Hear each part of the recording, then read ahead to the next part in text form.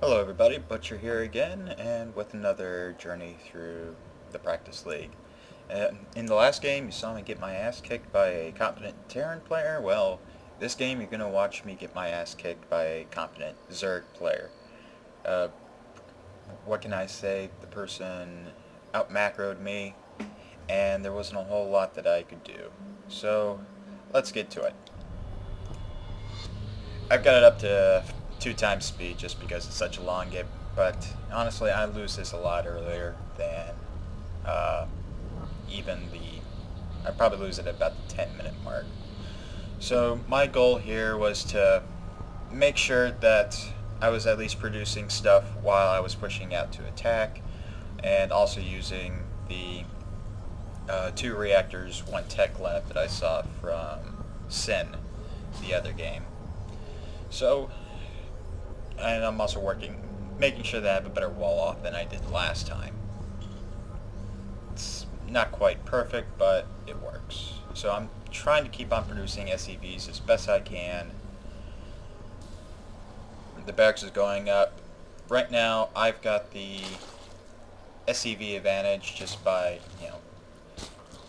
1, but I lose it there immediately.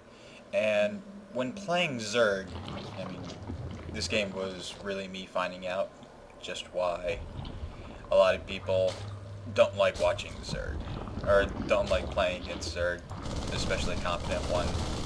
Here I pick off an Overseer for free, a supply block him, a small victory, but with Zerg they replaced it quickly, especially in this early game, especially such a protected position. I guess what I found out from this game was Zerg, if left unattacked for a long time, especially with the rocks and whatnot, they're protected with the rocks. If they're not accosted early enough, then they become a problem if left to their own devices. He's already taken his first expansion. He's got the queens out, and that's going to cause problems for me because his drone count's going to jump well above my SCV count. And I got my 3 barracks down, researching them, breaking down the rocks, putting up the factory and putting up the engineering bay. This is what I want to do. This is actually the smoothest 3 racks that I have done so far, so slightly proud of that. Muling up, I'm forgetting the SCV, though that's probably because I'm concentrating on getting the army size up. But, at about 50 I start to push out. I don't get supply blocked from the initial push. And here I go. I'm trying to keep my mineral count low. Let's take a look at what he's doing. He's already up to lair. His macro's good. He's got, well, he had roach warren and festers, so that's what I was going to run into going in here. And the mostly marines build that I had was going to run into problems because roaches are armored, and you want marauders for those. Let's see. He's not teching up as I was, but he had the army count. I mean, look at that already.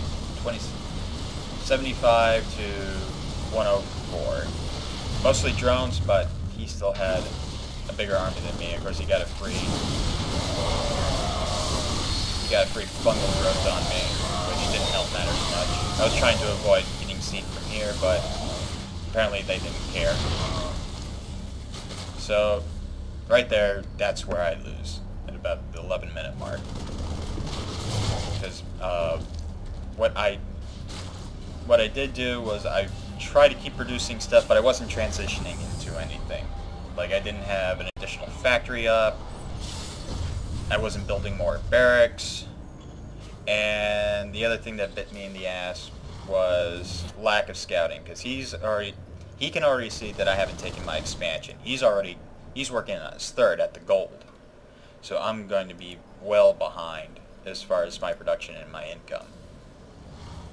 I'm just starting to float down my orbital command to the expansion, but yeah, it's already a lost game. What I did do with the missile turrets, I put them in a box formation just because I was worried about mutas, but I didn't. But the problem was because I didn't have any scouting, I didn't know if he was going mutas or not. So I kind of did the better safe than sorry approach to it.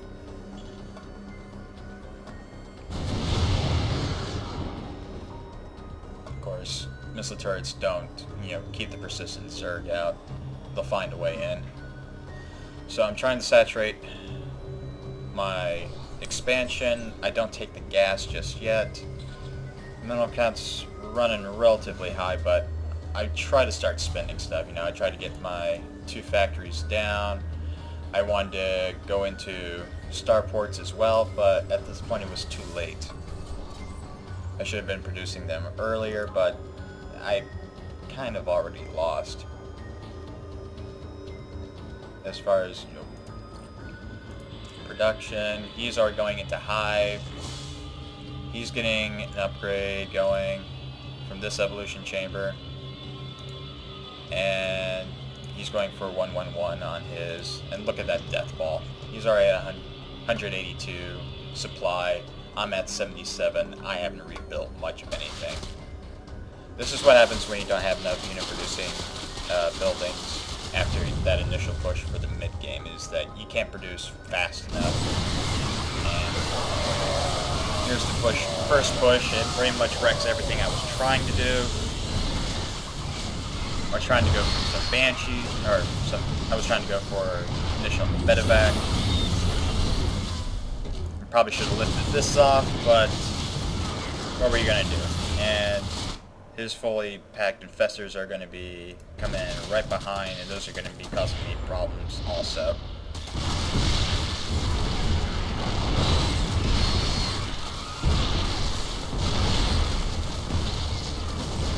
I managed to stave off this attack, but with Zerg, he's already back up to 129 supply. I'm at 30.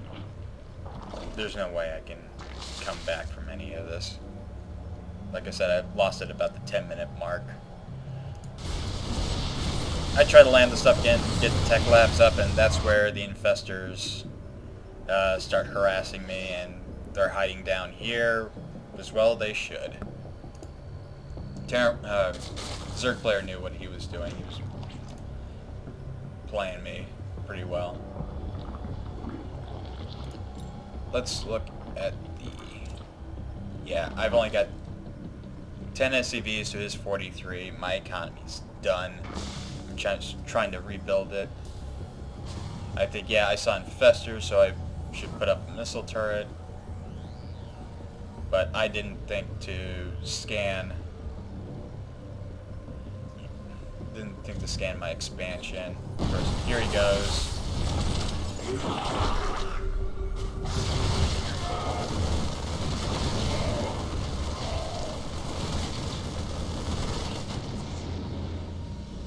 He hides up there.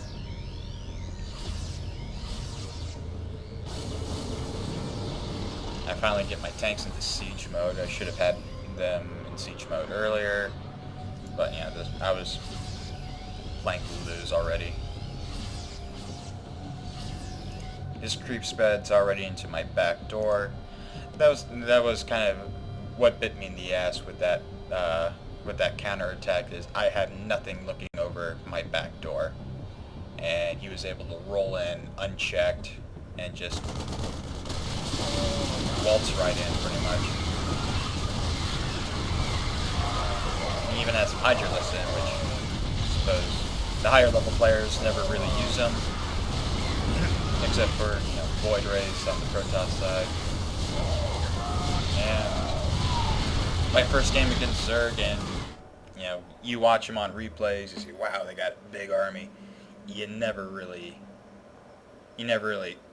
expect it yourself until you actually play it against them. So, all right, I can't really critique any of my opponent's stuff.